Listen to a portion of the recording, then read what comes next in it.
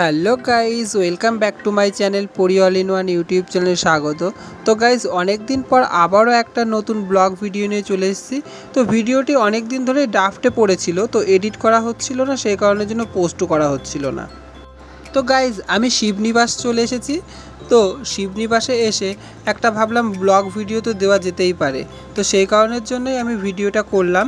তো শুধুমাত্র আমি শিবনিবাসে এসেই ভিডিওটা করলাম, তো আগে পরে আর কখনো ভিডিও করা হয়নি এখানে এসে।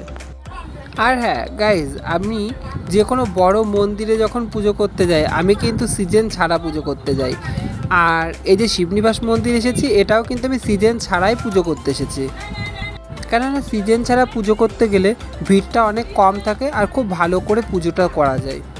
তোমরা আমার এই ভিডিওটা দেখলে বুঝতেই পারবে যে ওখানে ভিড়টা কতটা কম ছিল, সেই কারণের জন্য আমি এতটা ভালো করে পুজো করতে পেরেছি।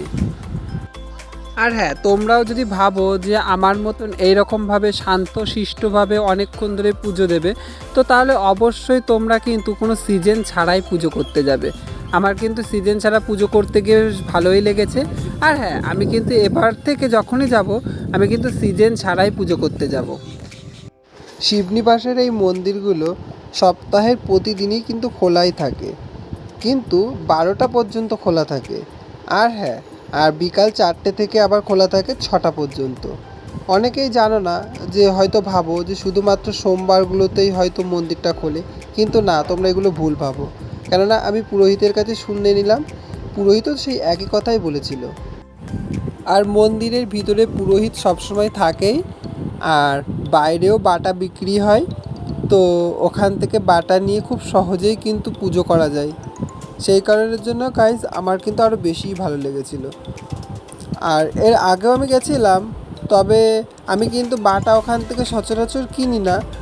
আমি কিন্তু বাড়ি থেকেই সব কিছু ফল টল নিয়ে যাই, ফল মিষ্টি এইগুলো সব কিছু বাড়ি থেকেই গুছিয়ে নিয়ে যাই, আর গিয়ে ওখানে গিয়ে লাইনে দাঁড়াই। আমি আগে ভাবতাম যে শুধুমাত্র সোমবারগুলোতেই হয়তো পুজো হয়, সেই কারণের জন্য আমি অত লাইনে দাঁড়িয়ে অপেক্ষা করে তারপরে পুজো করতাম। আর এখন কিন্তু আর আমি সেটা করি না, আমি কিন্তু সিজন ছাড়া পুজো করতে যাই।